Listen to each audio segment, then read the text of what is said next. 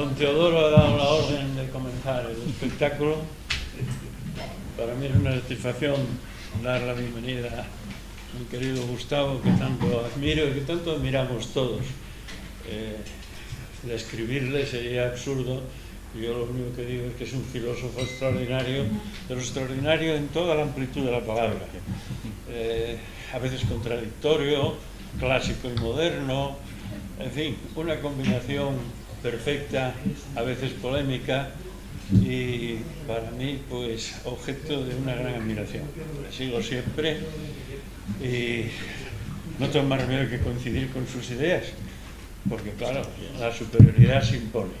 Y entonces, pues a lo mejor no es lo que yo pienso, pero pienso lo que él quiere que yo piense. De manera que ahora tenemos la suerte de escucharle directamente, y yo ya no hago más que concederle la palabra con mucho gusto. Pues muchas gracias. Yo corresponder inmediatamente a las palabras de este hombre que yo también aprecio y respeto mucho por la prudencia que ha demostrado en toda su trayectoria y por la serie de actividades y actuaciones que ha tenido, que han sido esenciales para la historia de España y espero que para el futuro también, desde luego. Sí. Lo que quiero, perdón, aclarar que si en el programa el título de la intervención se llama Don Quijote y la apología de la guerra justa, parece ser que lo de la justa sobra, ¿no? Bueno, no, se puede aclarar, ¿no? Yo la intención mía era hablar sobre Don Quijote, apologista de la guerra. Al añadir justa, pues probablemente se ha deslizado de un modo casi automático, inconsciente, para acomodarse a... y luego lo explicaré, realmente se puede explicar muy bien. Es decir, mi tesis es que la he defendido otras veces, que no hay guerra justa ni injusta. Pero no porque la guerra siempre sea injusta, es que el concepto de justa e injusta, bueno, voy a decirlo ya para... El concepto de justa e injusta, a mi juicio, la justicia, y aquí hay grandes juristas que podrán pues discrepar y atacarme, yo creo que la justicia, en un sentido positivo, supone una norma, es el principio de legalidad, ¿no? Salvo que apelemos a la justicia natural, al derecho natural, pero esta señora, el derecho natural, yo no sé dónde está, el derecho natural es, por ejemplo, el derecho natural es la máxima de Gallo, sum cuique tribuere, dar a cada uno lo suyo. Pero eso es natural ¿de dónde? ¿Verdad? Natural del que tiene latifundios, y claro, el latifundio es lo suyo. Pero el que no tiene latifundios, el latifundio no es suyo.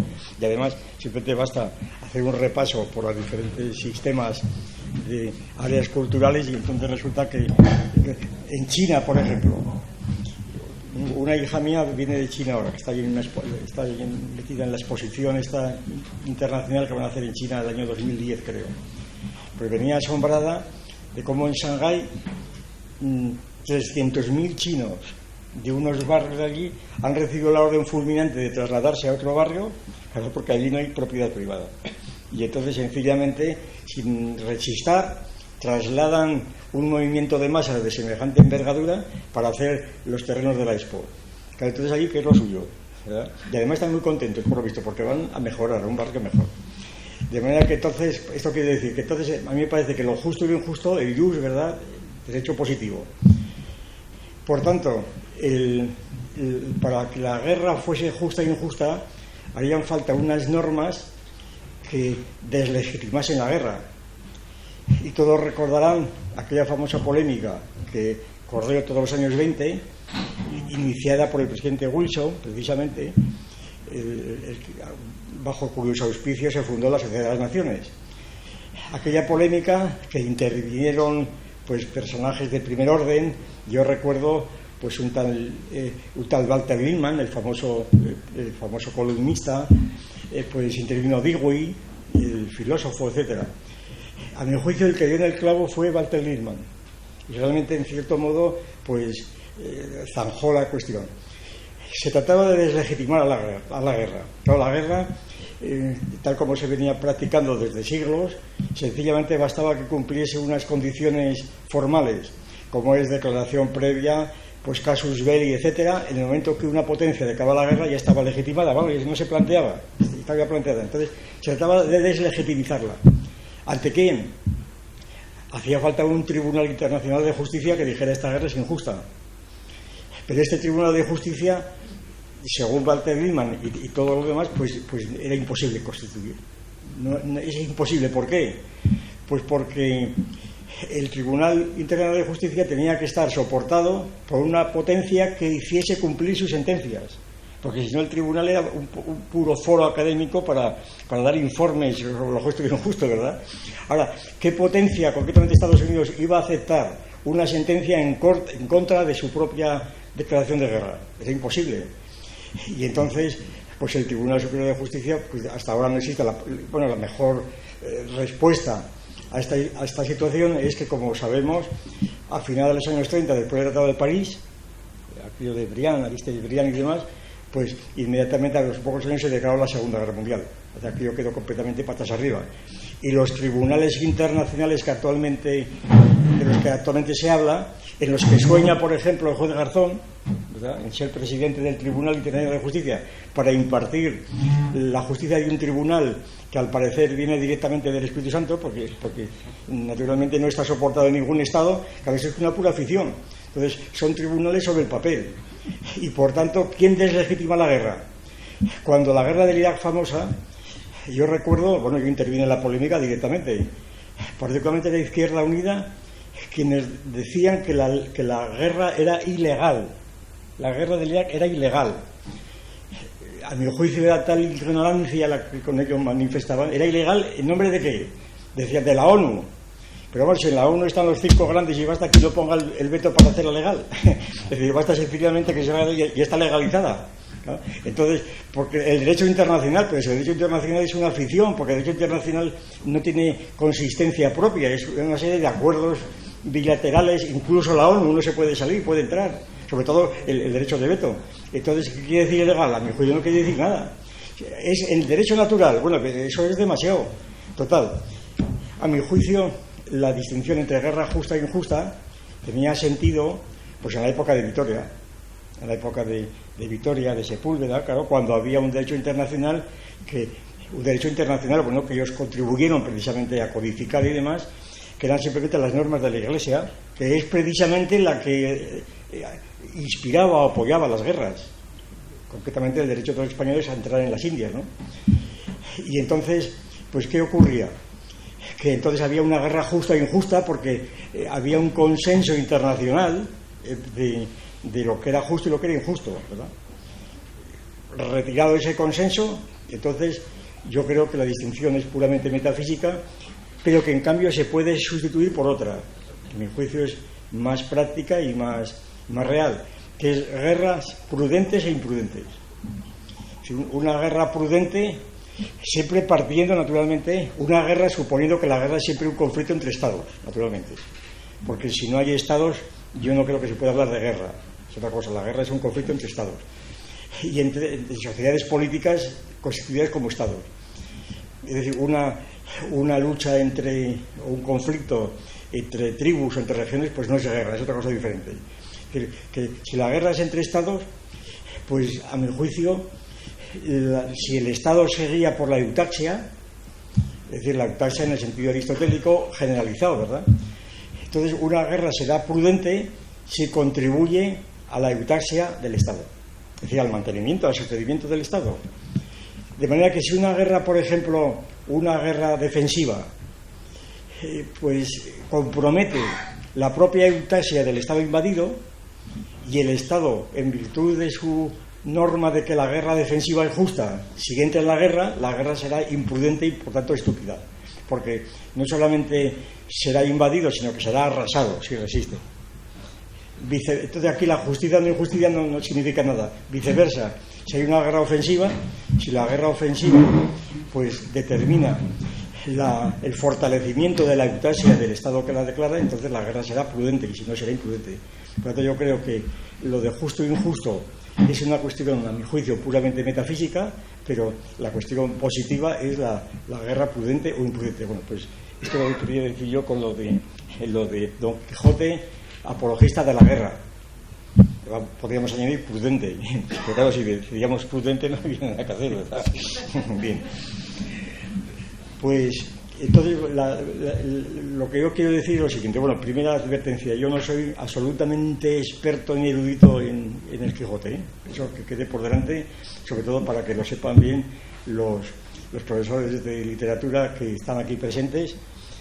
Y yo comienzo por declarar mi carácter puramente, y yo con el Quijote tengo una relación de lector, y ni siquiera erudito, ¿eh?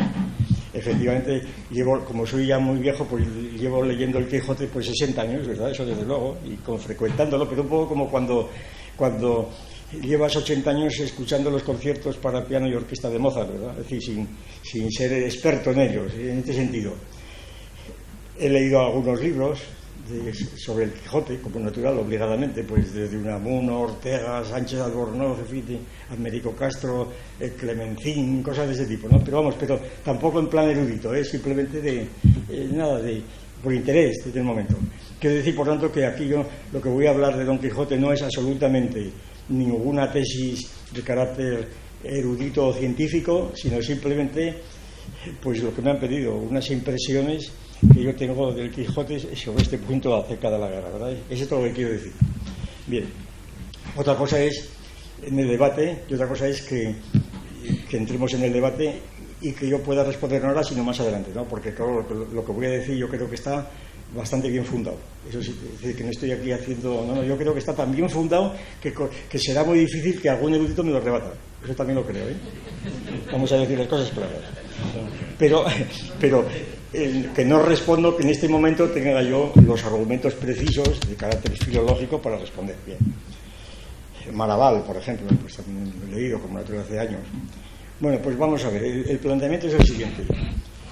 Este año, 2005, se celebra el quinto aniversario de Don Quijote, ¿no? O el cuarto aniversario de Don Quijote. Lo cual es una fecha ya muy discutible por el año 1605, que salió en enero, pero luego resulta que se editó en diciembre, que ya se leyó en copias en Valladolid, que fueron a América antes. Bueno, todo eso que los eruditos saben y que cualquiera puede enterarse leyendo las notas de Rico y demás, ¿verdad? Bien.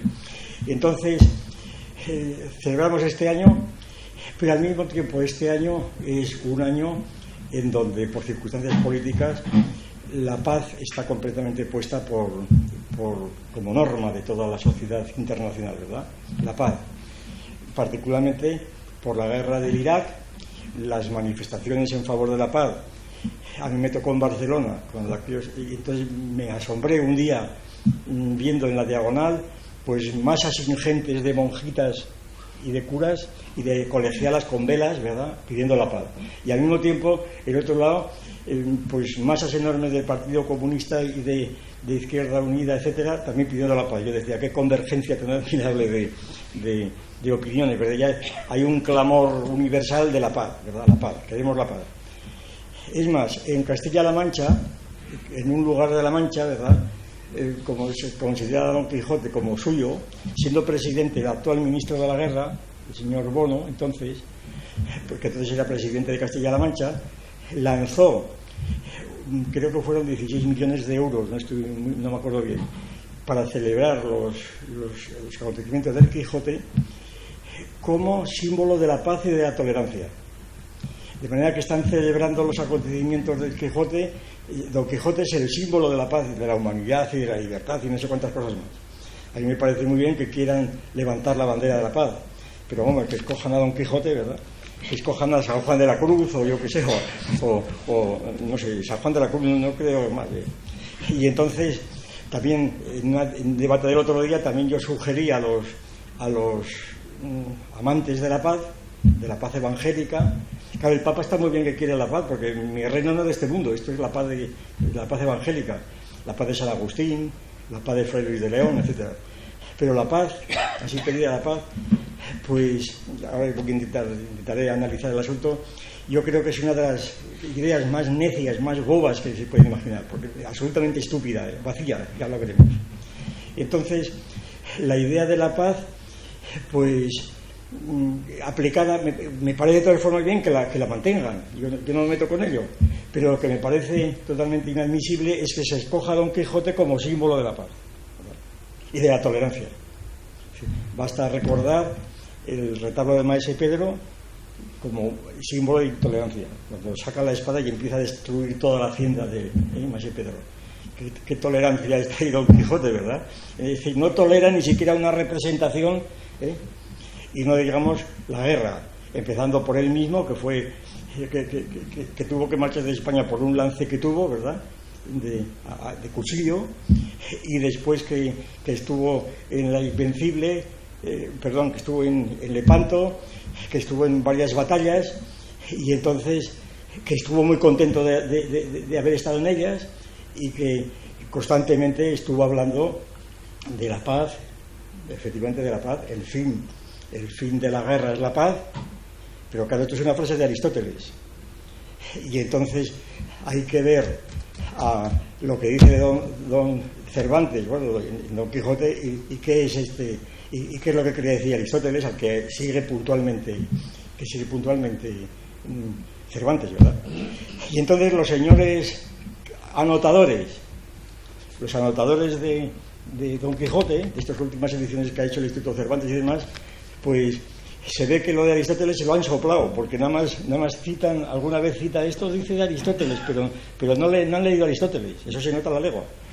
Entonces lo que yo quiero hacer cuando llegue el momento, pues es simplemente cotejar un poco la famosa posición de Cervantes, de Don Quijote, en el discurso en el curioso discurso de las armas y las letras, cotejarlo con Aristóteles y sobre todo con Erasmo.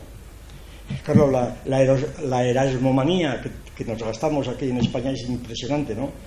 Da la impresión desde Batallón y demás, con el cual yo tuve ya una bronca monumental hace muchos años en Santander, ¿verdad? Porque resulta que venía a perdonarnos la vida, ¿verdad? A perdonar la vida. Pues entonces, aquí resulta que ninguna obra del siglo XV o XVI en España tiene importancia si no tiene que ver con Erasmo, ¿verdad? Es decir, que si... Pero esto pasa siempre. Y cuando ocurre que hay algún autor que ha escrito algo antes de Erasmo, se le llama preerasmista. Es lo mismo que ocurre cuando se habla de Gómez Pereira, del Antonio de Margarita, la famosa obra del siglo XVI, en 1550, un libro editado en Medina del Campo, precisamente, y que vemos que en su centenario nuestra fundación lo ha editado, gastándose un dineral en ello, ¿verdad? Porque nadie se acordó en España de Gómez Pereira. Pues entonces resulta que Antonio de Margarita, que está editado ahora en español por primera vez en latín y en español, traducido, pues los autores de libros de historia de la literatura o de filosofía o lo que fuera, le consideran precartesiano. O sea, la importancia de Gómez Pereira es ser precartesiano, porque Descartes tomó esto y a partir de Descartes entró en Europa. Bueno, que llamen a Descartes post-pereriano en todo caso, ¿verdad? Pero no es precartesiano, es decir, total, y esto constantemente. Y entonces, claro, también, naturalmente, Cervantes era erasmista, ¿no? Porque si no tendría ni derecho a hablar, ¿verdad? Pero claro, justamente aquí es donde, si vamos ahora a la querella de la paz y la guerra de Erasmo, resulta que las posiciones que mantiene Cervantes en su famoso discurso son totalmente antitéticas a la de Erasmo, completamente antitéticas a las de Erasmo. Y ahora bien, cuando en España el año pasado hemos hablado de esto el otro día, el año pasado, hace 2 años, hubo en Salamanca una exposición de Erasmo, y allí ponían como un gran mérito que aquella famosa frase de Erasmo de non placet Spagna, ¿no? Que no me gusta España. Otero no sabes muy bien cómo fue la historia, pero lo que sorprende es la estupidez de los que organizaron, que no sabían la frase entera, ¿verdad? Y simplemente con que hubiera citado España Erasmo ya era suficiente para tomarla en consideración, cuando lo que Erasmo quiere decir que no le gustaba España porque había muchos judíos y que no los trataban adecuadamente, ¿verdad? Es decir, era una cosa realmente espantosa.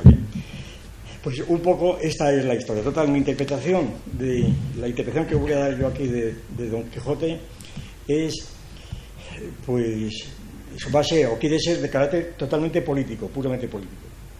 Esto para que se vea el marco donde, sin que yo pretenda absolutamente insinuar que las demás interpretaciones no tienen interés, incluso superior a esta que voy a dar, que por otra parte tampoco creo que sea nada nuevo. Bien. el punto de partida puede ser el siguiente, para darle un poco forma a la argumentación. El punto de partida puede ser el siguiente. Considera a Don Quijote pues como a las figuras de Don Quijote como un símbolo. Es decir, cuando leemos el Quijote, prácticamente hay opinión común de que estamos viendo símbolos. Ahora bien, hay una distinción debida a Schelling, precisamente, uno de los grandes autores del idealismo alemán, Schelling, Fichte, Hegel. Schelling introdujo en la fase final de su obra, cuando estaba ya en Berlín sucediendo a Hegel, introdujo en la filosofía de la mitología, introdujo una distinción que ha tenido un gran éxito entre símbolos autogóricos y símbolos alegóricos. Es decir, los símbolos autogóricos son los que se representan a sí mismos, que no hace falta salir de ellos para entender lo que aquello quiere decir. Y los símbolos alegóricos son los que necesitan referencias externas a ellos, ¿verdad?, para poder ser entendidos. Bien, el concepto de símbolos autogóricos de Schelling, a mi juicio, bueno, de otras veces hemos hablado de esto, pues es muy problemático, porque un símbolo por naturaleza es siempre apotético. Símbolo, como saben, pues vienen del verbo lambano y sin, que quiere decir arrojar. Vamos, el ejemplo, hay dos situaciones rápidas para entender lo que quiere decir, que es el símbolo de la fe, el credo como símbolo de la fe, y que todo el mundo conoce, y después el símbolo, el anillo fracturado como símbolo.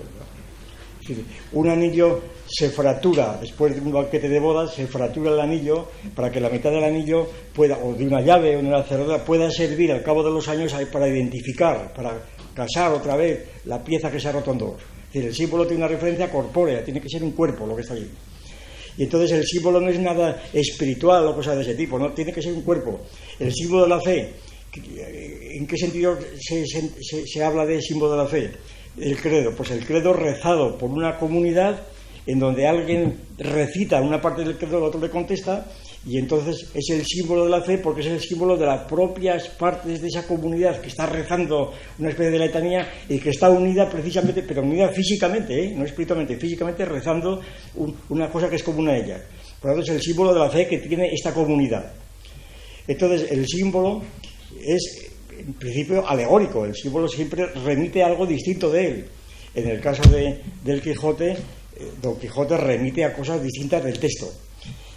Ahora bien, es evidente que hay una tendencia, y además con fundamentos in re, sin duda, una tendencia, y sobre todo por parte de los analistas literarios, claro, a analizar a Don Quijote como símbolos autogóricos, diríamos. Es decir, que Don Quijote tiene un sentido inmanente, diríamos, al propio texto y a los dibujos que de él se han hecho desde siempre, desde las primeras ediciones de Don Quijote hasta el siglo XVII, los dibujos de Carnicero, los del siglo pasado, incluso decir, los de Panicer, los de Gustavo Doré, ahora los de Saura, los de Dalí, etcétera, todos los dibujos que van dando la iconografía de Don Quijote. El otro día escuché a Saura, que tenía una exposición en el Reina Sofía de Don Quijote, y decía él que él quería haber hecho una síntesis de Dalí y de Gustavo Doré. Y entonces, pues muy bien. Entonces ahí te va dando la iconografía de Don Quijote. Y entonces, ¿Don Quijote qué es? Pues es el texto y los dibujos que acompañan las ediciones del principio. Esto me recuerda un poco a aquello que dice Clarín en La Regenta, cuando está de paz, está diciendo el último evangelio, está ahí en el altar, y lee el último evangelio y termina diciendo en letras rojas, dice et verbum caro factum est, y el verbo se hizo carne. Y dice Clarín, ¿creía el magistral que realmente el verbo se hizo carne? Y dice Clarín, lo que sin duda creía es que allí estaba escrito con letras rojas y el verbo se hizo carne, ¿verdad? Lo que creía que estaba escrito allí era el texto, no hacía falta pensar en otra cosa, bastaba para su ministerio, bastaba que creyese que aquello estaba escrito y que lo leía, ¿verdad? Pues la interpretación, esto sería un signo autogórico, no hace falta darle más vueltas.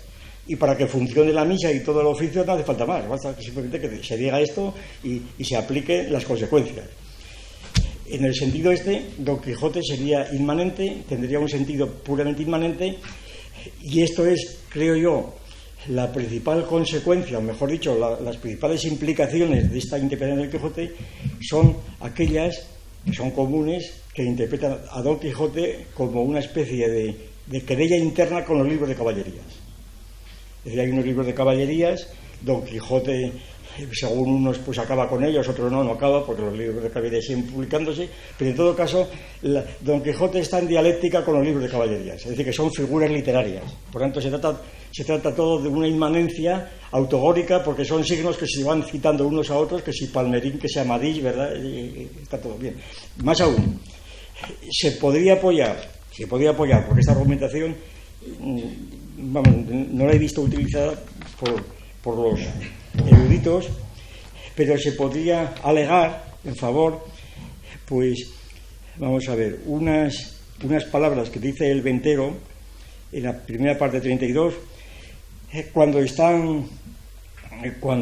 el cura hablando de los libros de caballería, que esto es una vergüenza que esté leyendo a tanta gente, y dice el Ventero: 2 higas para el gran capitán y para ese Diego García de Paredes, que dice, ¿verdad?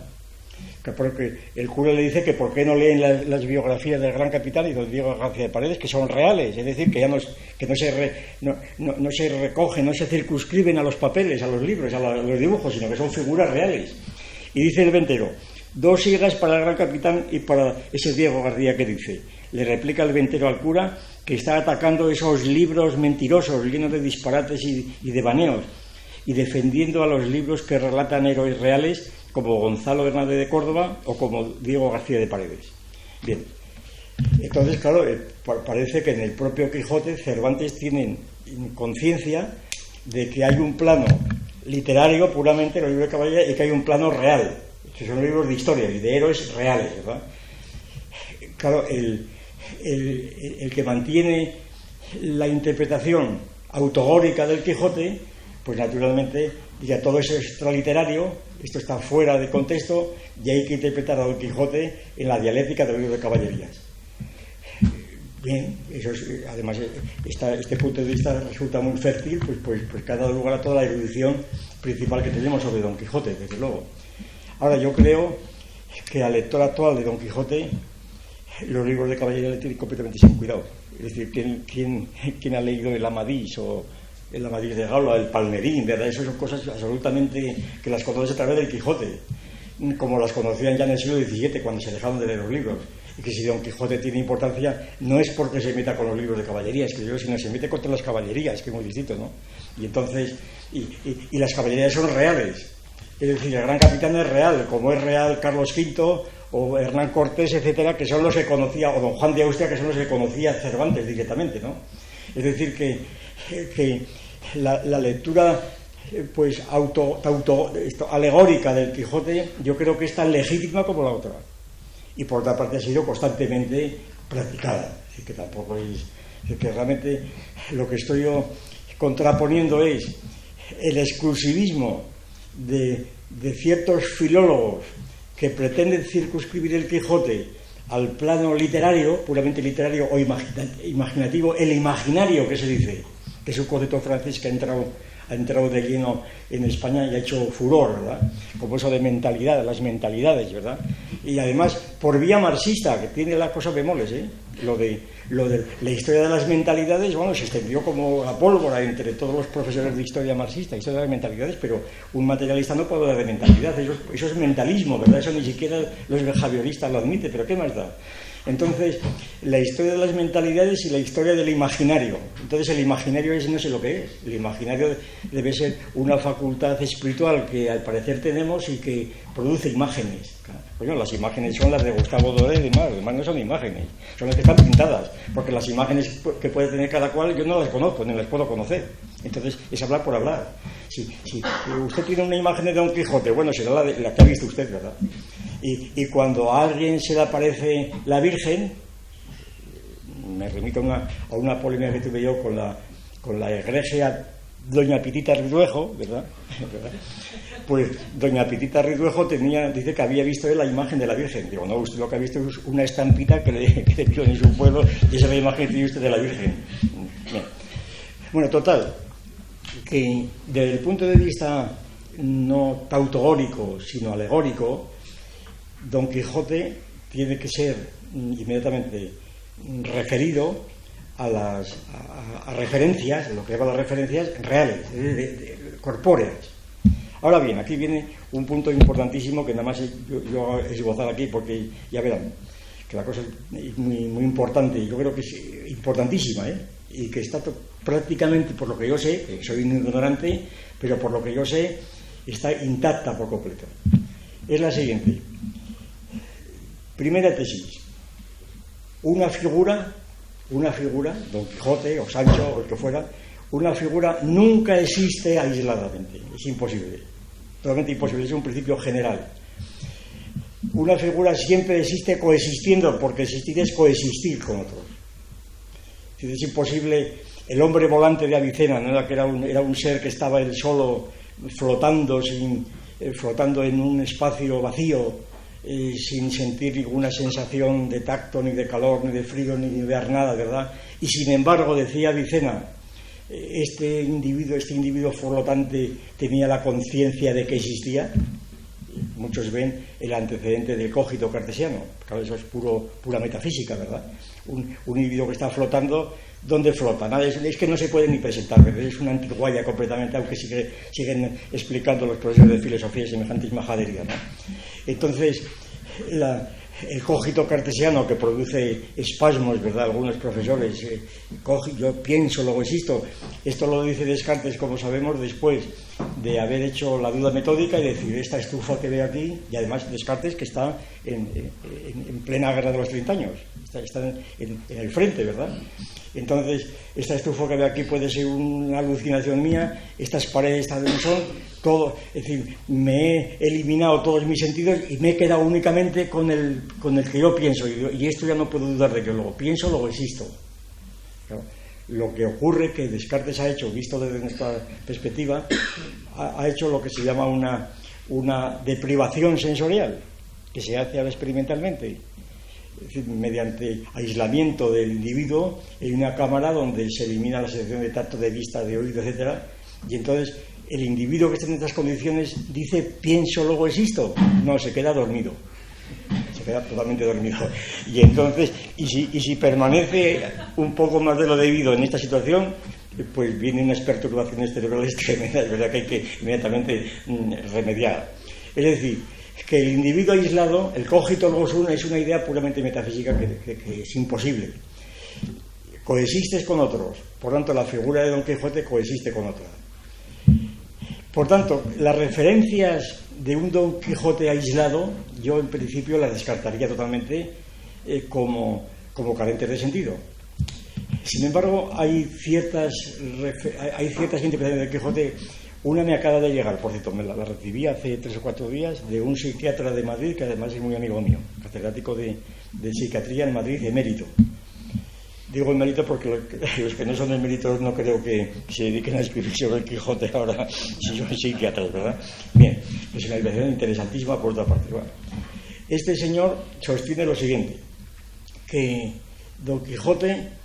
el Quijote es simplemente una descripción asombrosa de un personaje llamado Alonso Quijano, que simplemente tenía el síndrome de Capgras.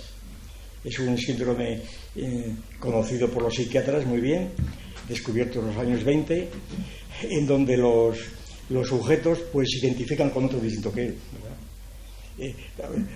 Y entonces pues hace la descripción del síndrome de Capgras, donde hay docenas, cada psiquiatra tiene una experiencia clínica más o menos abundante de este síntoma, que es bastante raro, y entonces dice, pues lo asombroso es Cervantes, que sin ser psiquiatra, claro, no existía la psiquiatría, porque esto empezó el doctor Esquirol, nada menos, que diagnosticó a Don Quijote, que Don Quijote era un monomaníaco. La palabra monomanía se la inventó precisamente este famoso padre de la psiquiatría francesa, ¿no?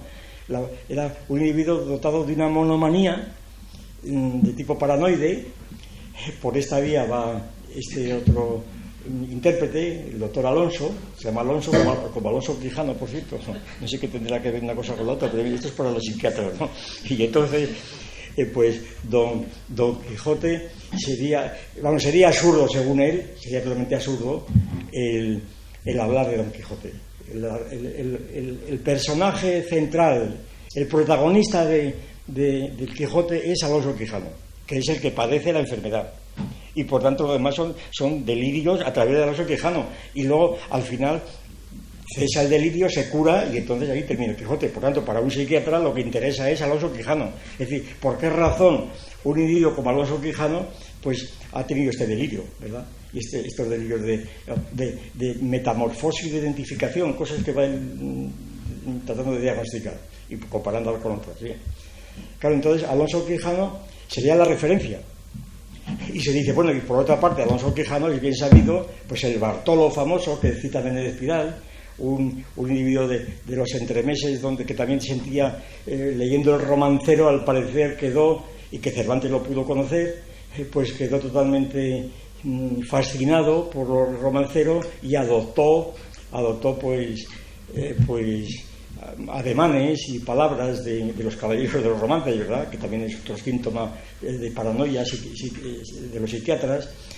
O bien aquel Pacheco, que también era un marqués de Argamasilla, que también estaba con este tipo de locura. Es decir, que había casos muy importantes de enfermos mentales que Cervantes conoció, como lo demuestra el licenciado Vidriera. Claro, el licenciado Vidriera es una descripción típica de un que se creía que era de vidrio, de un loco sencillamente, que ahora los psiquiatras lo describen más o menos, ¿no? Es una vulgaridad para una clase de psiquiatría. Ahora, lo cierto es que el licenciado Vidriera no ha tenido el éxito de Don Quijote, a pesar de que la historia clínica sea tan importante, ¿verdad? Y sobre todo, a mí me parece que poner como referencia de Don Quijote a los enfermos mentales, ¿verdad? Como podría ser Bartolo o lo que fuera, o Alonso Quijano, me parece que es trastocar enteramente el significado de Don Quijote, por una razón, porque Alonso Quijano es otra invención, es otra figura literaria. Alonso Quijano no consta que sea un personaje de carne y hueso. Entonces, una cosa es que Cervantes, efectivamente, porque realmente es admirable, según dicen los psiquiatras, las caracterizaciones tan precisas de una historia clínica, es decir, considerar Don Quijote como una historia clínica, ¿no? Los aciertos que tuvo Cervantes intuitivamente, no intuitivamente, simplemente por conocimiento de las gentes, ¿no? Y seguramente por conocimiento de alguien que padecía de la enfermedad. Si no, es casi imposible que pudiera haber descrito con esa precisión, ¿no? Y entonces la situación pues sería que Cervantes, en todo caso, aun suponiendo que hubiera descrito un cuadro clínico más o menos definido, la importancia, a mi juicio, es que ese cuadro clínico lo tomó como símbolo de otra cosa. Es decir, que él no estaba describiendo el cuadro clínico, estaba tomando el cuadro clínico como símbolo de otra cosa. Es decir, el símbolo está en el cuadro clínico mismo. Cuanto más precisamente lo haya descrito, mayor importancia tiene Cervantes por no estar hablando de imaginaciones estúpidas y gratuitas, sino estar hablando de cuadros reales que padecen pues los de su época como los de ahora, precisamente. Y entonces la cuestión es que, aceptando totalmente los diagnósticos de estos psiquiatras, sin embargo, ellos no sirven para interpretar el Quijote, porque están cambiando la referencia y el símbolo. Bien. Entonces, sí, y luego por esto digo, porque el individuo aislado no existe, está loco, como es el caso de Alonso Quijano en la descripción del propio Cervantes.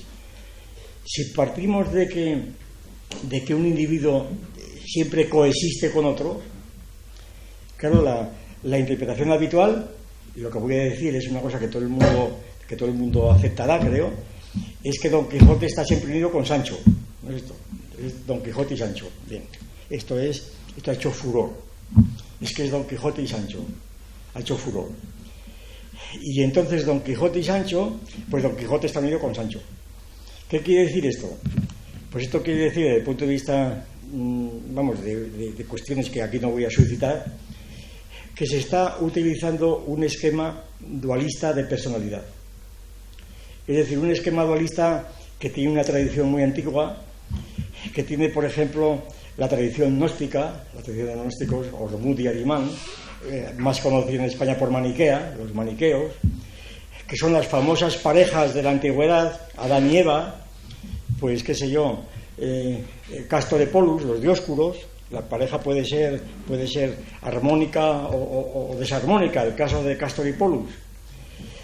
La pareja, la idea de pareja que está hoy día tan engarrada en los cerebros, que ha determinado que el gobierno socialista haya ahora constituido los matrimonios homosexuales, ¿verdad? Homosexuales. Esto es interesantísimo antropológicamente porque el matrimonio es una pareja tradicional en donde los elementos tienen que ser opuestos, distintos, y opuestos de género. Tienen que ser varón y hembra. Puede ser la familia, puede ser monógama, polígama, poliándrica, todo lo que les presente, tiene que haber esa oposición de género, precisamente.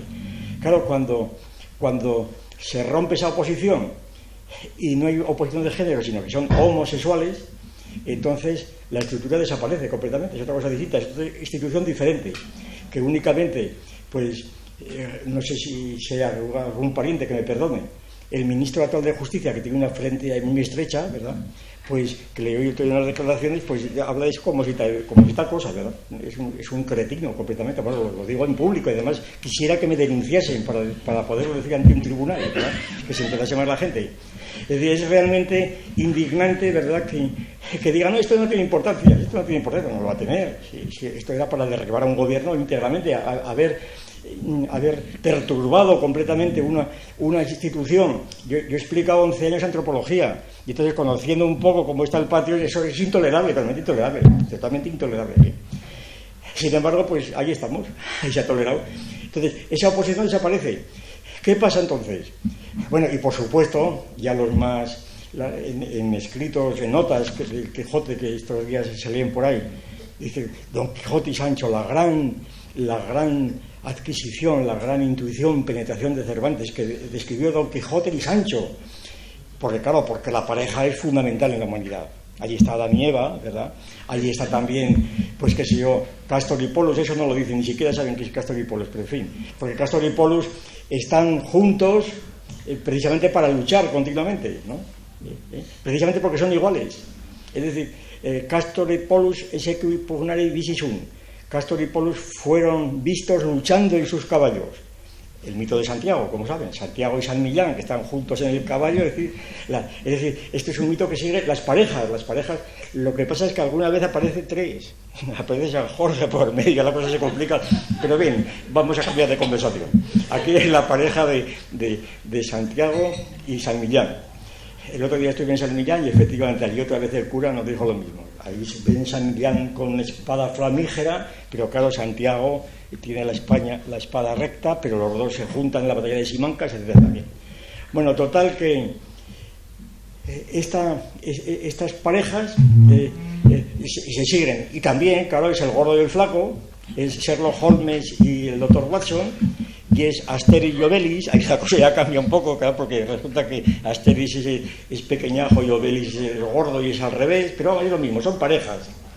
El caso es la pareja.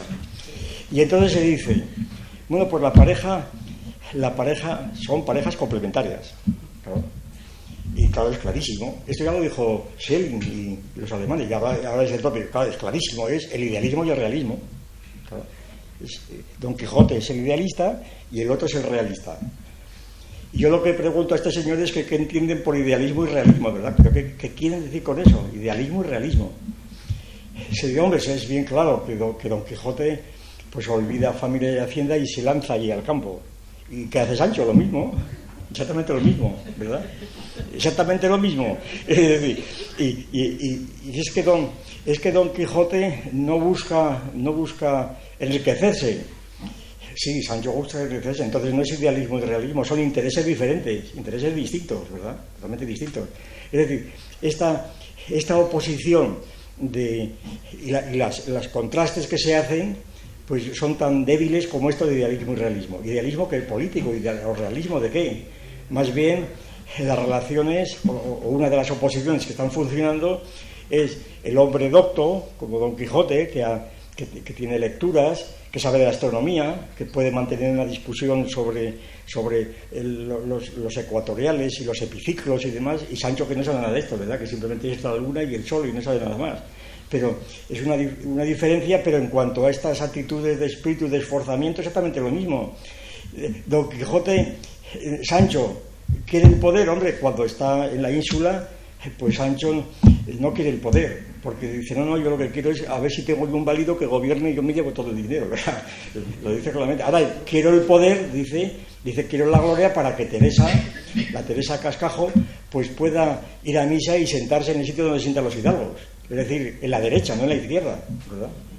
La distinción de derechas e izquierdas que viene del Concilio de Nicea y de dónde se sentaba luego la gente y luego en la Asamblea Francesa, claro. Porque si no estaríamos en el caso que decía Tierno Galván, decía que la Asamblea Francesa, la Asamblea donde apareció la distinción de derechas e izquierdas, que claro que la izquierda es que eran de izquierdas, bueno, ¿y por qué hay clases entre la izquierda? Hace falta tautología más que impresionante, ¿no? Claro, estarían sentados a la izquierda por alguna razón, no porque fuera de izquierdas, ¿no? Pues claro, estaban sentados porque es donde se sentaban habitualmente pues los que no eran aristócratas, claro, era la del pueblo, la del tercer estado. Total, que esta interpretación de Don Quijote por parejas está muy ligada a la idea de la pareja. Y aquí venimos ya con el materialismo. Perdón por la palabra, ante auditorio suena mal, ¿verdad? Pero voy aquí, a ver, muchos auditorios suenan mal. Voy a decir aquí cómo se aplica el materialismo en este caso, para que vean que bien. El materialismo, lo que llamamos materialismo filosófico, es fundamentalmente un pluralismo. Un pluralismo en serio, pluralismo en serio. Y el pluralismo, por eso nosotros sostenemos que el materialismo fue una creación de Platón. Es decir, Platón creó el materialismo. Tesis muy discutida, claro, excuso decir, yo llevo 40 años discutiéndola con colegas platónicos, claro, porque Platón es idealista por naturaleza.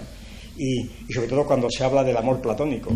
Y el amor platónico es el amor homosexual, precisamente, ¿verdad? Ese es el amor homosexual, pero en fin, eso también mira por todos lados. Es decir, que el amor homosexual, que no quiere decir que sea exclusivo, porque pues el amor homosexual es el amor de César, ¿verdad? Que era el marido de todas las mujeres y la mujer de todos los maridos. Es decir, que el amor homosexual no excluye el amor heterosexual, digo, en la antigüedad. Bien. Entonces, Platón, el principio que a nuestro juicio Platón estableció y con el cual apareció la filosofía, precisamente nosotros lo sostenemos, la filosofía aparece con Platón. Antes de Platón hay otra cosa, hay metafísica presocrática.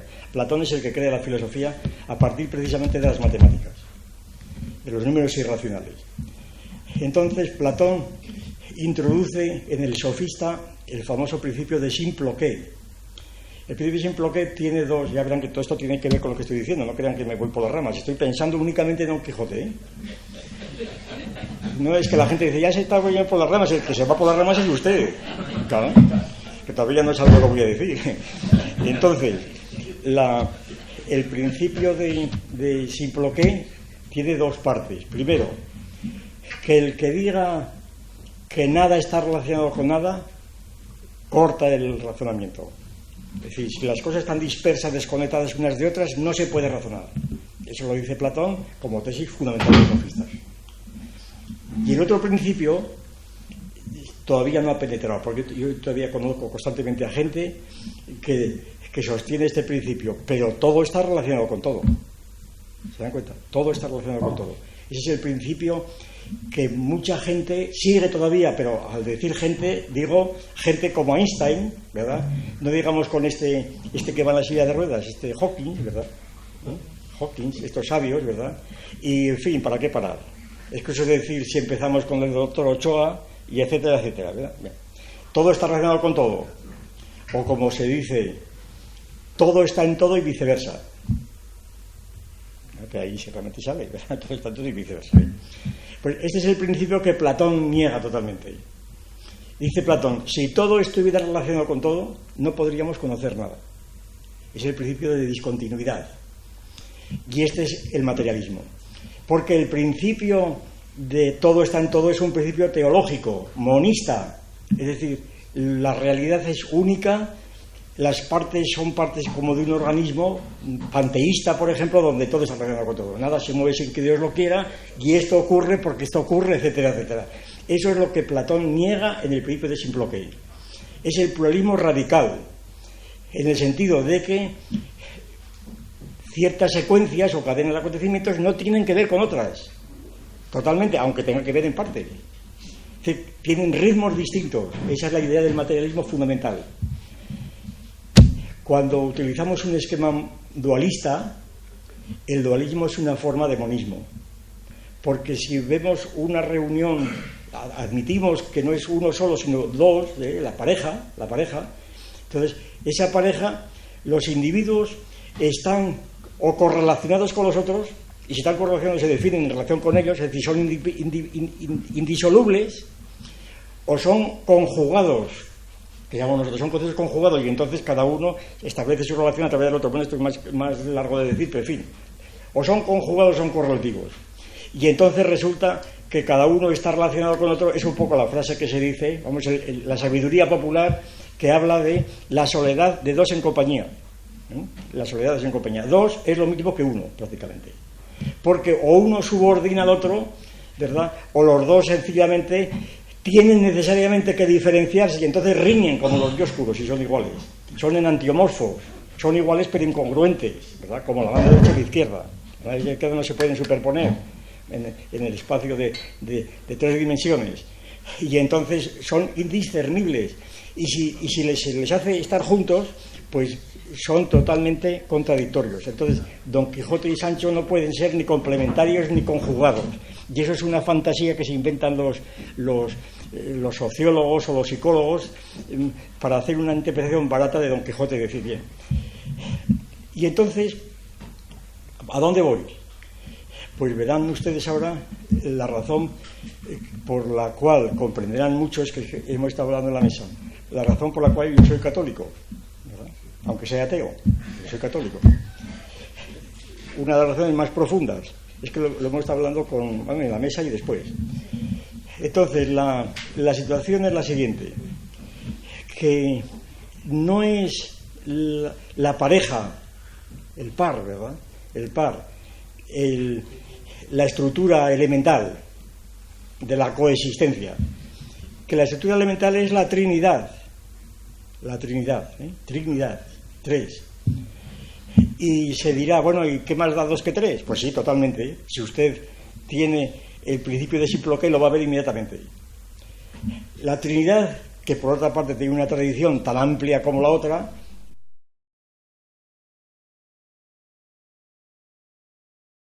y se acaba el tiempo concedido. La Trinidad es la Trinidad indoeuropea. Las Trinidades europeas, a mi juicio, no tienen que ver con la Trinidad cristiana, católica, ¿no? Padre, Hijo, Espíritu Santo, ¿verdad?, que del Padre y del Hijo procede, atención, abutroque, que es en lo que se diferencia el catolicismo de los ortodoxos, ¿verdad?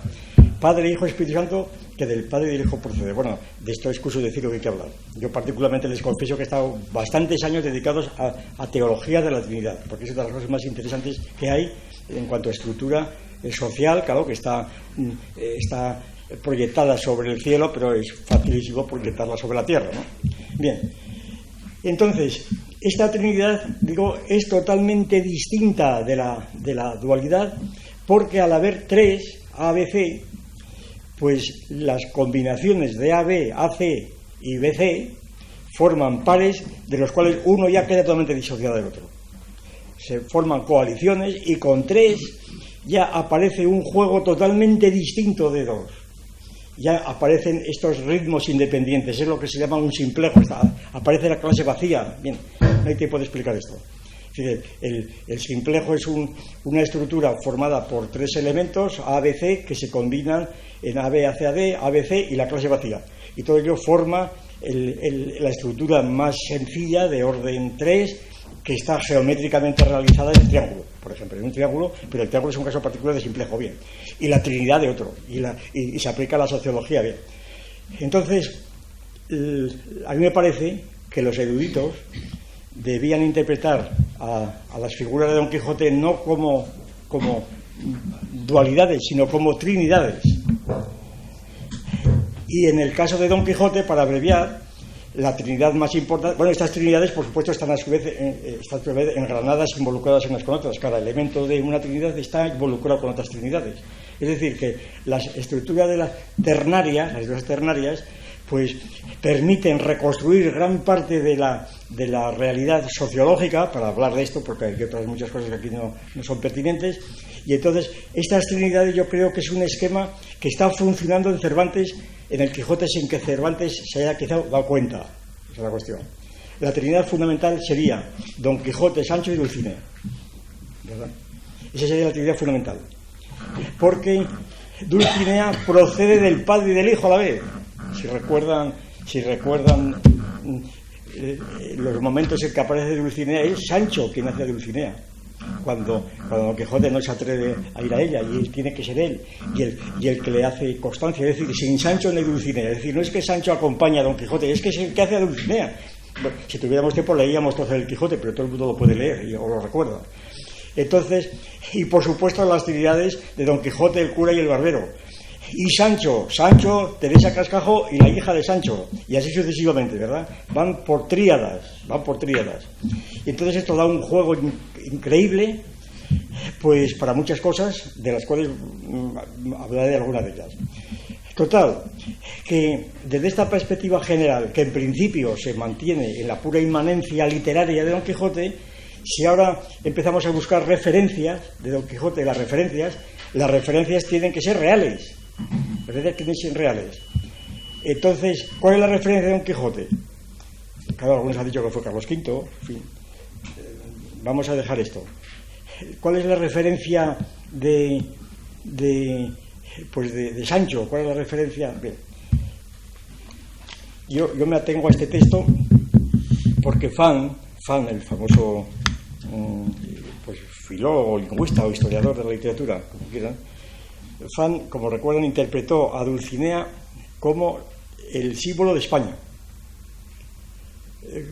Claro, Dulcinea, decir Fan, es el símbolo de España por el cual lucha Don Quijote y tal y tal. Bien. Bueno, muy bien. Yo creo que ahí Fan lo que hace es la cosa vulgar, eres mi Dulcinea, ¿verdad? Porque Dulcinea, yo creo que hay que verla pues tal como aparece en el Quijote. Dulcinea tampoco es un individuo, no es una señora aislada, no es una labradora. Dulcinea va siempre con otras. Es decir, Dulcinea va en un burro o en unos asnos o rucios o como se le llame, va en globo. Salen tres. Y Dulcinea, yo creo que la interpretación más positiva, más estricta, Dulcinea es la madre. Dulcinea es la madre, es la que puede ser madre de hijos, ¿verdad? Si se casa con Don Quijote. Dulcinea es la madre, pero atención, que según la herejía de Sabelio, claro, es una herejía, pero está acreditada en la historia de la Iglesia.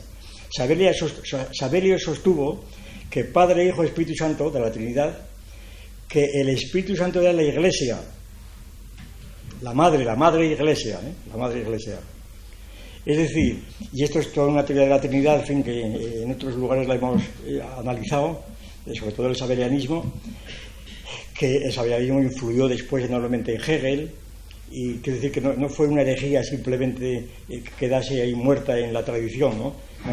Sabelio fue una herejía que ha estado funcionando siempre, y por eso precisamente la Trinidad católica no creo que pueda confundirse con las Trinidades de Dimesí, las Trinidades indoeuropeas. Es una cosa que sale distinta, porque aquí el padre es Don Quijote, clarísimamente. El padre es Don Quijote. El hijo es Sancho, está constantemente llamando hijo a Sancho, constantemente. Y entonces Dulcinea es la madre, claro que es la madre Iglesia, de algún modo, es el Espíritu Santo.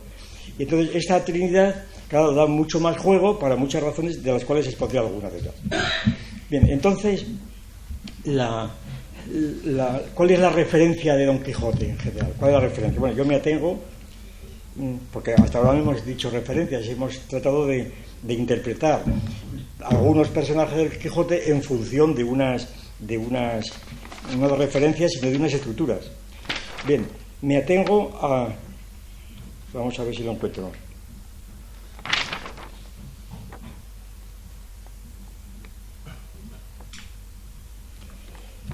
cuando dice el bachiller Sansón Carrasco, en la segunda parte, capítulo 7, dice: Sansón Carrasco, socarrón famoso, abrazando a Don Quijote y con voz levantada, solemne, le dijo: oh flor de la andante caballería, oh luz resplandeciente de las armas, oh honor y espejo de la nación española.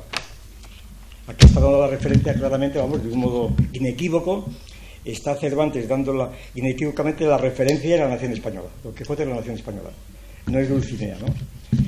Y esto lo dice el propio Quijote. Si hombre, lo dice el bachiller Sansón Carrasco, bueno, bien.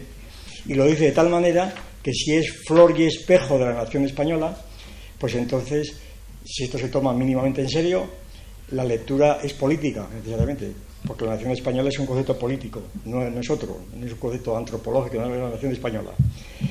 Cuando además sabemos perfectamente, y además por razones internas al propio texto, que Don Quijote está constantemente refiriéndose a España. Es decir, él está ya en una España localizada también en un intervalo temporal muy preciso. Por ejemplo, Don Quijote no puede haber existido en la Edad Media. ¿Por qué? Porque entonces el territorio español estaba dividido en reinos y no se podía ir de Argamasilla de Alba a Barcelona, ¿verdad? Es decir, ir y venir. Es decir, es una situación donde ya han existido los reyes católicos, Carlos V, Felipe II, etcétera. Es una época moderna. Además, Sancho fecha una carta que le escribe a Teresa Panza o Teresa Cascajo, la fecha en 1610, me parece, o 1607. Fecha la carta.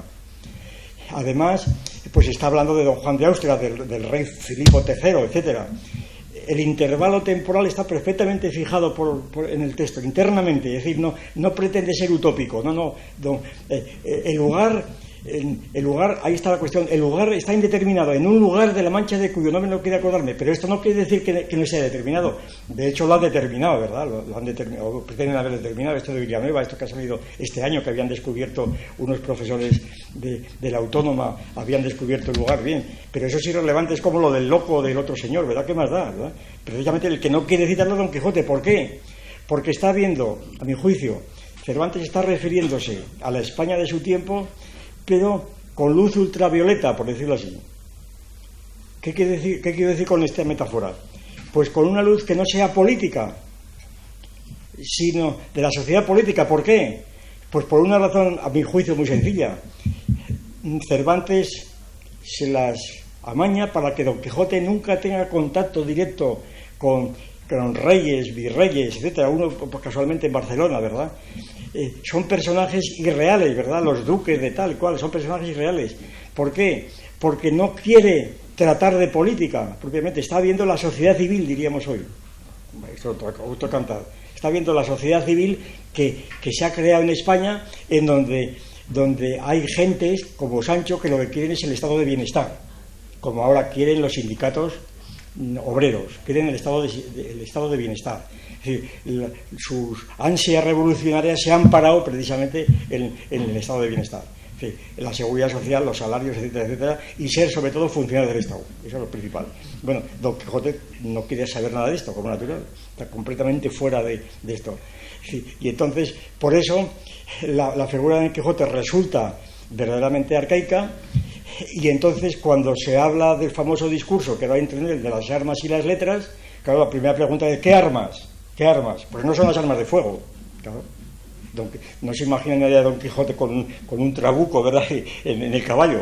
Son armas blancas, no armas de fuego, a las cuales Cervantes conocía perfectamente porque le habían cortado un brazo en Lepanto, porque había escuchado los cañonazos en Lepanto, etcétera, etcétera. Estaba al cabo de las armas de fuego, es decir, las armas de la época moderna. Y sin embargo, él va con las armas blancas. ¿Y qué letras? Claro, no son las letras son humanas y divinas. Letras humanas y letras divinas. Y las letras divinas pues son los evangelios y la paz evangélica de San Lucas, etcétera. Pero las letras a las que se refiere Don Quijote son las letras de los letrados, de los abogados principalmente. Son los letrados, las leyes, ¿verdad? Y entonces las armas son superiores a las letras. Es decir, por encima de todas las armas, por encima de todas las letras, es decir, de todas las leyes, de todo el Estado de Derecho, por decirlo en términos modernos, están las armas, ¿verdad? Y las armas están realmente por detrás y por delante de las letras. Entonces, por lo menos esta es una interpretación política de la situación. Entonces, vamos dejando multitud de cuestiones que se plantean aquí y abundando en el famoso discurso, la idea central es la siguiente. En el discurso famoso de las armas y las letras, claro, Don Quijote está diciendo un discurso de los que se llaman lúcidos. Los psiquiatras siempre subrayan que Don Quijote está loco, pero que sin embargo, cuando habla está lúcido, ¿verdad? Está lúcido. Pero hay una observación, también me llamó la atención, porque yo creo que es el punto clave, a mí, tal como yo lo entiendo, el punto clave de Cervantes, es decir, de la filosofía de Cervantes. Yo creo que está aquí, a ver si lo encuentro, ¿eh?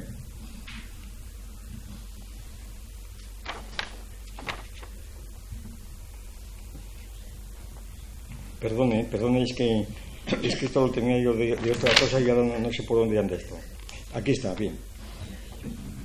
Es en la segunda parte del capítulo 18, cuando el episodio de Don Diego Miranda y su hijo, que invitan a Don Quijote a pasar unos días con él, ¿verdad?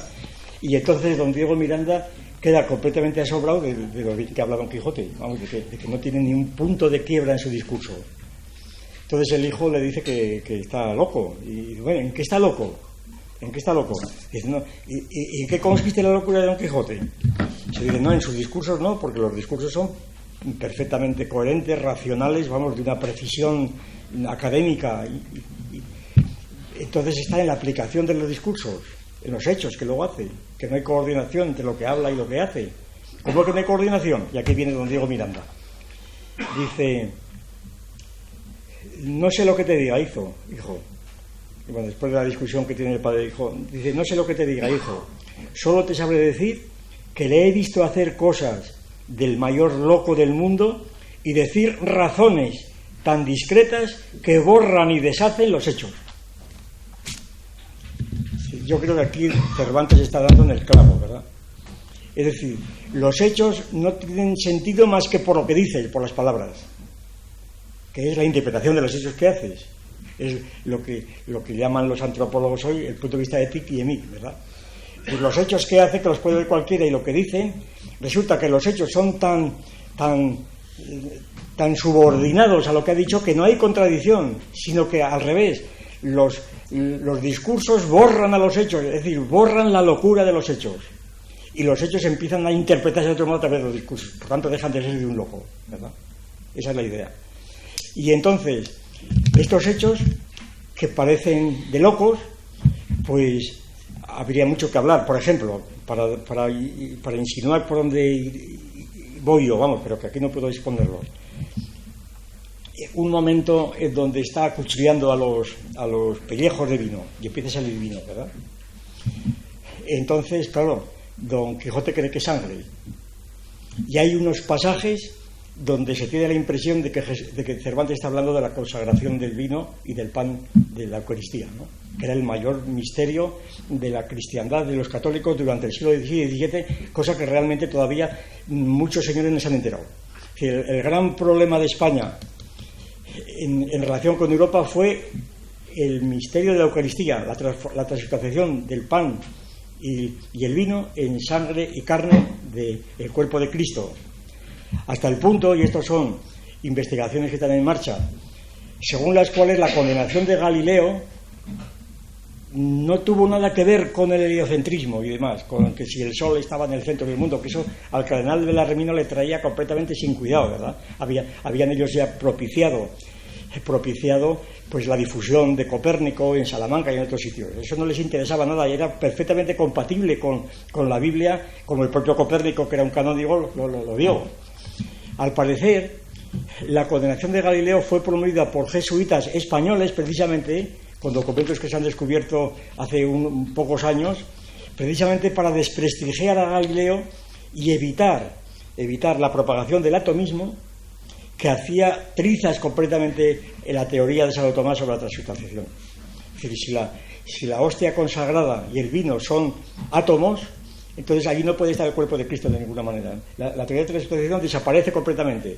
Yo todavía conocí en Salamanca hace años al padre Cuervo, jesuita, que que era químico y que el hombre estaba completamente hecho un lío con la transmutación. Decía, pero cómo el hidrógeno y el calcio, ¿verdad?, se convierten en el cuerpo de Cristo, ¿verdad? Cuando le aplicabas la química allí no había forma de explicar el asunto. Bien, pues en la transubstanciación estamos viendo, yo creo, y me remito a los hechos, la locura más grande que se puede imaginar. Es decir, que el pan se convierta en carne de Cristo y la sangre en carne, y el vino en sangre. Es decir, eso es una locura mayor que los molinos de viento. Vamos, para una persona con entendederas actuales, aquello no tiene ni pies ni cabeza. Es decir, los que creen eso están locos de remate. Ahora, si leen a Santo Tomás, si leen la teoría de Santo Tomás, la teoría de la situación es tan impresionante, tan admirable, que aquello queda totalmente inteligible. Y entonces los hechos de Santo Tomás, la doctrina de Santo Tomás, borra la locura de los hechos. Eso es lo que quiere decir, la borra. Y la teoría de Santo Tomás es precisamente lo que hace que el catolicismo sea lo que es y que no sea una especie de testigos de Jehová o de superstición por ahí del vudú, sencillamente. Y por eso, ya permítanme añadir por mi cuenta, en el momento en que el catolicismo actual deje de tratar con la teología, automáticamente yo creo que la Iglesia Católica desciende hacia los niveles del vudú, inmediatamente. Es decir, lo importante de la Iglesia Católica es haber incorporado la tradición, para decirlo con un amuno, de la filosofía griega y el derecho romano, ¿verdad?, que lo que hizo Santo Tomás y otros. Bien. Entonces, de esta perspectiva, ¿qué es el discurso de las armas y las letras de Don Quijote? Pues, como ya esta vez voy a leer 4 o 5 cosas y ya lo dejamos para el coloquio. Ya he dicho antes, la guerra, ¿verdad? La cuestión de la guerra. Las armas o la guerra es lo mismo, dice Don Quijote una vez. Bien. La posición de Don Quijote, de Cervantes de Don Quijote, es totalmente anti-erasmista. Eso yo creo que es una tesis que se puede defender con toda seguridad, creo, ¿eh? Es decir, que aquí el erasmismo de Don Quijote, a lo sumo, fue a la contra, ¿verdad? Fue a la contra, lo cual quiere decir que no era erasmista. Erasmo, en la querella de la paz de cualesquiera pueblos, ¿verdad?, 1529, el texto de Heráclito, de Erasmo hace una exposición ridícula a mi juicio casi todo Erasmo es ridículo por completo, es una cosa ridícula. Es un personaje pues tipo Voltaire, ¿verdad?, que no tiene sustancia, pero que aquí pues, fue sobre todo luego por los humanistas de Erasmo, pues, en fin, ha habido una inflación de Erasmo realmente impresionante. Pues aquí Erasmo está inventándose una teoría de la guerra verdaderamente ridícula, porque se inventa la etología, se hace una etología, dice la guerra, dice es totalmente irracional, dice, y los animales irracionales son más racionales que nosotros en la guerra porque los animales ni siquiera pelean entre sí. Es decir, los elefantes se comportan entre sí como hermanos, ninguna víbora ataca a otra víbora. Es decir, al parecer, según Erasmo, es totalmente inventado por Erasmo, claro, los animales pues se respetan dentro de su especie y se atacan a especies distintas a lo sumo, pero los hombres no. Los hombres son tan irracionales que atacan a su propia especie. Eso es la guerra. Y por consiguiente, claro, termina diciendo Erasmo, pues los animales viven en concordia cuasi civil, dice el famoso Erasmo. No, esto sería para desprestigiarle simplemente con esto, pero ya está. En concordia cuasi civil. Dice, así, de este modo, los elefantes se comportan entre sí como hermanos. La víbora no muerde a la víbora. Debería bastar el vocablo hombre para evitar las guerras. Dice, lo que hace falta es la paz evangélica, ¿verdad? A Cristo no le anuncian bélicas trompetas, etcétera, etcétera. Es decir, la idea de Erasmo es la idea de la paz evangélica, la paz de San Lucas, ¿no?, del Evangelio de San Lucas. Yo os traigo la paz. Y entonces, y esto mismo lo dice Aristóteles, lo dice Don Quijote. Como saben, dice Don Quijote, recuerdan, el fin de la paz es el fin de la guerra es la paz. Aristóteles, bueno, aquí tengo los textos, pero voy a dejar de leerlos porque no sé dónde están y es lo mismo, ¿verdad? Y además todo el mundo se encuentra enseguida. Dice Aristóteles, el fin de la guerra es la paz, ¿verdad? pero es la paz de la victoria. Esto es lo que se olvida totalmente. Es decir, la guerra es un desorden, y este desorden es un caos que tiene que recomponerse en orden porque no podemos vivir. Ahora, ¿quién impone este orden? El vencedor. Y entonces la paz es paz romana, o es paz hispana, o es paz británica, o es paz soviética. Yo siempre te cuento en este contexto que uno de los campeones de la paz ha sido Stalin. Stalin en el año 50 lanzó el movimiento por la paz, consiguiendo 500 millones de firmas, entre ellas Einstein y Russell, todas las grandes figuras de la época. ¿Por qué el movimiento de la paz? Pues porque la bomba atómica la tenía Estados Unidos y él quería frenar de algún modo la bomba atómica para coger él, y a mi juicio tenía todo el derecho de imponer el orden soviético, si hubiera podido. Era la paz soviética, que era totalmente conflictiva con la paz americana. Entonces, hablar de la paz así en abstracto, pues es sencillamente no decir nada. Es la paz de otro mundo, la paz extravagante, la paz del Papa, extravagante en el otro mundo, pues bien, de lo que usted quiera, ¿verdad? Ahí todo lo que usted quiera. Todos los gatos son pardos. Pero en la tierra la paz la impone una parte sobre la otra, necesariamente, y no hay otra cuestión. Y así siempre, en principio, secula seculorum, ¿verdad? Nunca exempter, siempre ha sido así. Que me dirán, es que no va a ser así. Bueno, muy bien, pues ojalá que usted adivine. Yo me tengo a lo que ha ocurrido. Entonces, la paz de la victoria, claro, es la que pide Don Quijote. Y entonces Don Quijote ataca enteramente a Erasmo. Se supone que ha leído, sí, lo ha leído, seguro, Aristóteles. Y Aristóteles está diciendo entonces que la guerra se puede promover por tres motivos principales, que son los mismos que después hablará Vitoria, etcétera, y Sepúlveda en las discusiones del siglo XVI, en Valladolid y en Salamanca. Es decir, primer motivo, el resistir a la esclavitud, ¿verdad? Si alguien nos quiere esclavizar, la guerra busca resistir a la esclavitud. Segundo motivo de la guerra, el someter a esclavitud a otros hombres, ¿verdad? ¿Por qué? Cuando los hombres, claro, Aristóteles dice, hay hombres que por naturaleza son esclavos y por naturaleza son libres. Entonces, los hombres que por naturaleza son esclavos son los menores, que necesitan una tutela. La diferencia, que luego es lo que sostendría Sepúlveda, precisamente contra las casas. Sepúlveda sostenía que el derecho de los españoles a entrar en la India es porque eran salvajes, eran como niños y necesitaban una tutela. Es exactamente lo mismo que ahora se dice cuando se justifica la entrada en otro país para imponer la democracia, ¿verdad? Ahora, la democracia ahora es la única forma de estructura social, al parecer. Entonces hay que imponer la democracia y hay que ponerla a tornillo, ¿verdad? A los nigerianos, ¿qué más da? El caso es la democracia, aunque sean analfabetos, ¿verdad? Aunque crean en Alá, ¿verdad? ¿Qué más da? Hay que poner la democracia. Las razones son distintas. Las razones es que la democracia, ahora voy a terminar ya, 2 minutos y termino, que la democracia es lo que hace posible el mercado, pero en fin. Y la tercera razón es que la guerra está permitida cuando se quiere elevar a otros pueblos a un estado de civilización, lo que llamaban el título de civilización, le llamaba Vitoria, ¿no? De civilización.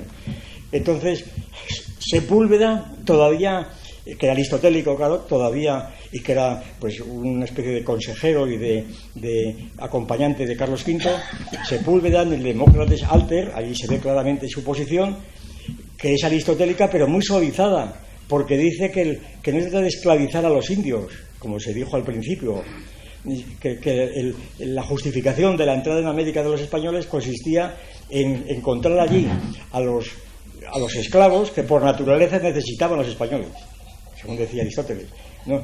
Sepúlveda dice, sí, tenemos legitimidad de entrar allí precisamente como tutores hasta que ellos desarrollen sus propias facultades y puedan gobernarse independientemente. Bueno, total, ya termino con esto, porque ya he dado la señal, ya termino con esto, que más o menos dice Don Quijote.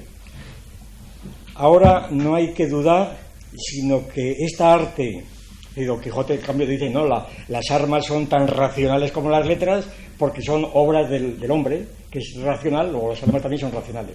No se puede decir que sean irracionales, como decía Erasmo, no. Las armas... no hay que dudar, sino que este ejercicio de las armas excede a todos aquellos y a aquellos hombres que las inventaron, y tanto más se ha de tener en estima cuanto más peligro está sujeto. Quítenseme de delante los que dijeren que las letras hacen ventaja a las armas. Las letras son las leyes, los letrados. Que las letras hacen ventaja a las armas. Que les diré, y sean quienes fueren, que no saben lo que dicen. Bien. Si se quiere mayor defensa de las armas, vamos, difícilmente se puede tener mayor defensa que las armas. Es decir, presentar a Don Quijote como símbolo del pacifismo es verdaderamente una cosa estrepitosa, una cosa escandalosa. Para terminar, Don Quijote, y aquí es donde aplico yo la idea de la Don Quijote, yo creo, o Cervantes, yo creo que tiene la visión.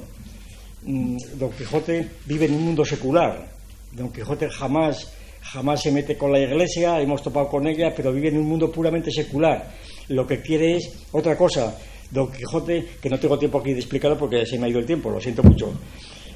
Pero Don Quijote, sobre todo, lo que quiere es, o lo que ve, es sobre todo la estructura del mundo en el sentido platónico, es decir, como una pluralidad radical, ¿verdad? Primero, y esta es la defensa más grande de las almas, cuando le dice Sancho, por favor, señor, no se me muera, que la mayor locura es morirse, ¿verdad? La mayor locura que hay es morirse. Siga usted adelante porque no se me muera, ¿verdad? Y entonces, cuando deja las armas, cuando las cuelga, que utiliza la expresión de colgar los árbitros, cuando cuelga las armas, entonces se muere. Don Quijote se muere. Es decir, sin armas no se puede vivir. Ese es el mensaje, yo creo, de Don Quijote. Y además dice Don Quijote, en una frase tremenda al final, que no la encuentro por aquí, entonces este lío que tengo, pero vamos, viene a decir que este mundo es una máquina en donde todo está descompuesto, unas cosas se entremeten contra otras, y dice, no puedo más, dice Don Quijote. Es decir, Don Quijote está teniendo la visión del mundo no como una armonía en donde todo encaja para la paz perpetua de Kant y toda la canalla que le ha seguido, ¿verdad? Sino que está hablando en otros términos totalmente distintos. Es decir, yo diría en términos de un Heráclito, ¿verdad? Heráclito. La guerra es el padre de todas las cosas. Pues nada más.